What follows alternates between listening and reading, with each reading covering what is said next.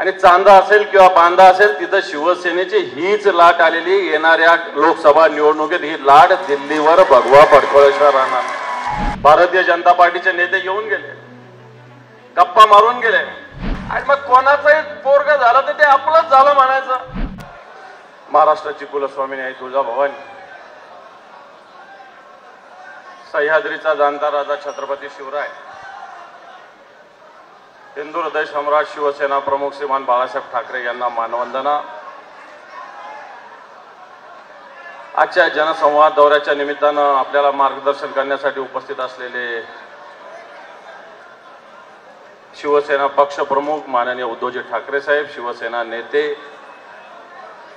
माननीय संजयजी राऊत साहेब, ओमदादा, सुषमाताई, कैलास पाटील, रोहिदास चव्हाण, उपस्थित सर्व माता भगिनी आणि बांधवांनो, हा जनसंवाद दौरा अख्ख्या महाराष्ट्रात चांद्यापासून तर बांद्यापर्यंत माननीय उद्धवजी ठाकरे साहेबांचा चालू आहे. आणि चांदा असेल किंवा बांदा असेल तिथं शिवसेनेची हीच लाट आलेली. येणाऱ्या लोकसभा निवडणुकीत ही लाट दिल्लीवर भगवा फडकवल्याशिवाय राहणार नाही. बरेच जण आले परवाच्या दिवशी संभाजीनगरात, काही लोक येऊन, भारतीय जनता पार्टीचे नेते येऊन गेले, गप्पा मारून गेले. परंतु आपली ही फक्त तालुक्याची सभा आहे. मराठवाड्याच्या सभेला सुद्धा एवढे लोक नव्हते. एवढे लोक आपल्यासाठी या उद्धवजी ठाकरे साहेबांच्या नेतृत्वासाठी उपस्थित आहेत. कारण मी महाराष्ट्रात उद्धवजी ठाकरे साहेबांसोबत फिरत असताना एक लाट शिवसेनेची आणि उद्धवजी ठाकरे साहेबांची या महाराष्ट्रात आलेली आहे. या महाराष्ट्रात जे कोणी गद्दार लोक आहे ना, यांना भस्मसात केल्याशिवाय ही लाट राहणार नाही. आपण आज या महाराष्ट्रात फिरत असताना या महाराष्ट्रातले वेगवेगळे विषय, आज या महाराष्ट्रात गद्दार लोकांचं सरकार काम करत आहे. या महाराष्ट्रामध्ये वेगवेगळ्या प्रकारे कृपा केली, महाराष्ट्राला एवढे कोटी रुपये दिल्याची घोषणा परवाच्या सभेत होती. परंतु या महाराष्ट्रातल्या शेतकऱ्याला मागच्या 1.5-2 वर्षाच्या काळात काय मिळालं हा प्रश्न महाराष्ट्रातील शेतकरी या सरकारला विचारत आहे. या तालुक्यात सुद्धा एक आमदार साहेब, हे फडणवीस साहेबांचे बहुधा पीए होते आणि आता आमदार झालेले तिथं. आणि असताना अनेक घोषणा केल्या, अनेक विषय केले आणि यांनी सांगितलं की जे मातीचे रस्ते ना याचा जनक मी आहे म्हणे.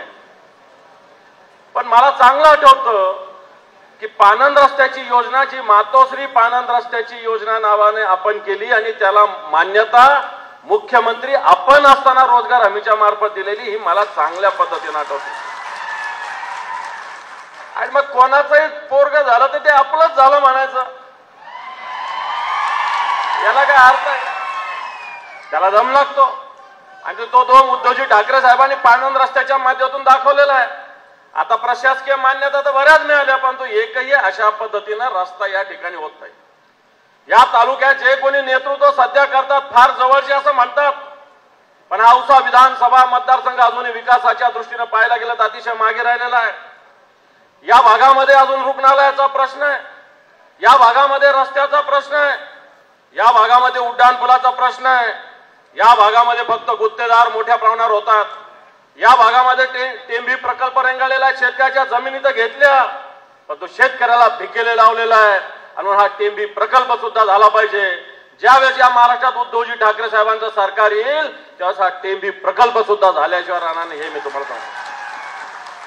आज या सगळ्या ठिकाणी सोयाबीन उत्पादक हा भाग मोठ्या प्रमाणावर आहे.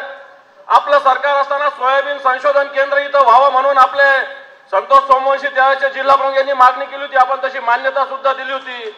आज हा सोयाबीन संशोधनाचा प्रकल्प परळीला नेण्याचा प्रयत्न होतोय. खऱ्या अर्थानं सोयाबीन आपल्याकडे जास्त पिकत असताना याचं संशोधन तिकडं होतंय.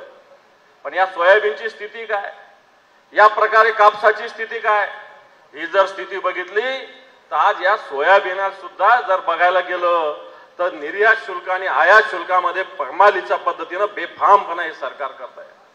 या सरकार, मोदी सरकार आल्यानंतर शेतकऱ्याचं भलं होईल म्हटलं जात होतं, परंतु आज 4 पट आपल्या पद्धतीनं आयात वाढलेली आहे. निर्यातीवर बंदी आहे, कांद्याच्या निर्यातीवर बंदी आहे. कापसाची निर्यात झाली पाहिजे तर कापूस आयात केला जातो. आणि शेतकऱ्याचं धोरण ज्या पद्धतीनं धरसोड धोरण ठेवलं जात आहे. आज कापसाचा भाव काय, काय कापसाचा भाव, कापसाचा भाव काय 5-5.5 हजार कापसाचा भाव आहे. उद्धवजी ठाकरे साहेब मुख्यमंत्री होते 10,000 11,000 रुपये पण कापसाचा भाव गेला होता. पंतप्रधान सन्मान योजनेच्या माध्यमातून 6,000 रुपये देण्याची सरकार घोषणा करतं, 6,000 रुपये देतं. पण आपल्याला हे लक्षात येत नाही की 6,000 रुपये आपल्या खिशातून कधी काढले जातात. जो कापूस 11,000 12,000 रुपयाला होता आज तो 5,000 5,500 चाललेला आहे. आणि एका क्विंटल मध्येच आपल्या खिशातून 6,000 6,500 रुपये काढून घेतले जातात. आणि म्हणजे शेतकरी विरोधी सरकार या महाराष्ट्रात आहे, शेतकरी विरोधात सरकार या देशात आहे, गुंडाराज निर्माण करणारं सरकार या राज्यात दिवसा ढवळ्या पोलीस स्टेशन मध्ये गोळ्या मारल्या जातात. आणि असं राज्य येणाऱ्या काळात निश्चित परिवर्तन होणार आहे. आणि हे परिवर्तन उद्धवजी ठाकरे साहेबांच्या नेतृत्वाखाली होणार आहे. आणि धाराशिव हा मतदारसंघ औसा या धाराशिव मध्ये येत असताना ओमराजे सारखा एक तरुण तडफदार आपला खासदार आहे, एक सर्वसामान्य माणसाच्या हाकेला ओ देणार आहे, दिवस असो रात्र असो त्याच्या मदतीसाठी धावणारा एक ओमराजे सारखा खासदार आहे. आणि म्हणून येणार का दिल्ली असो की मुंबई असो ही शिवसेनेचीच राहणार, उद्धव साहेबांचीच राहणार. आणि राहत असताना औसा सुद्धा मागे राहू नये अशा प्रकारचा संकल्प आपण करायची विनंती करतो आणि थांबतो. जय हिंद, जय महाराष्ट्र. महाराष्ट्रातील सर्व बातम्यांचे विश्वासार्ह व्यासपीठ सकाळच्या सर्व सोशल मीडिया प्लॅटफॉर्मला लाईक, फॉलो आणि सबस्क्राईब करा. तसंच सर्व नोटिफिकेशनसाठी बेल आयकॉन प्रेस करायला विसरू नका.